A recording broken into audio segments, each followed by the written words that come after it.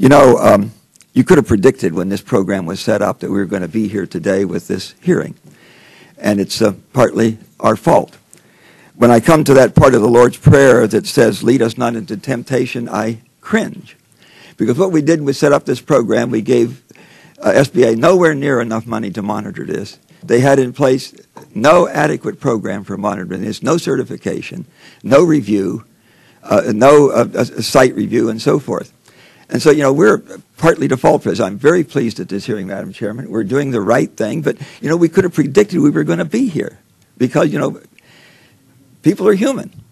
And, you know, when they see an opportunity to take advantage of them, they take advantage of it. One other thing I want to point out, too, is that sometimes the government contractors are complicit in this because we lean on them for a goal. They got to have so much percent go to this and that and the other thing. And they're very happy with these pass-throughs because they know that the service is going to be provided if it's a pass-through. If they have a new company they've never heard of with a person who had no prior business experience, you know, how are they going to perform? And they're graded, the contracting officers graded on their performance of the people whom they give the contract. So, you know, it's a wink and a nod. They're not unhappy with this pass-through because they know if it's a pass-through to a reputable company, they've been doing business before, or is well known as a competent business, that the job is going to get done. So, you know, and one of the things I've pleaded for is that we somehow give our contracting officers the goal of reaching out further, casting a wider net. You know, they've been giving contracts to Joe, and he does a good job. They've got an RFP out, and responses are in, and Sam looks like he has a better proposal. I don't know who Sam is.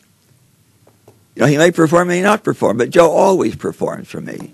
He's not really good, but he's adequate, and I don't get scored down because of Joe's performance. I'm going to contract to Joe. I don't know how to reward our people for failure, but if you don't have a failure once in a while as a contracting officer, you aren't reaching out far enough, are you? You aren't casting a wide enough net.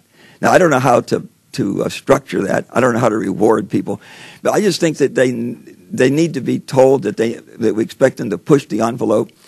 The creativity and entrepreneurship out there in the small business world is just incredible. I came from that world.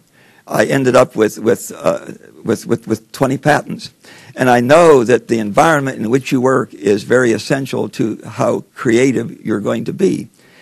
And so I'm appreciative of this hearing. I'm really appreciative of a different attitude today. This is a really good program. We have some bad actors in it. Let's make sure we don't have them in there in the future. Thank you all very much for your contribution to this.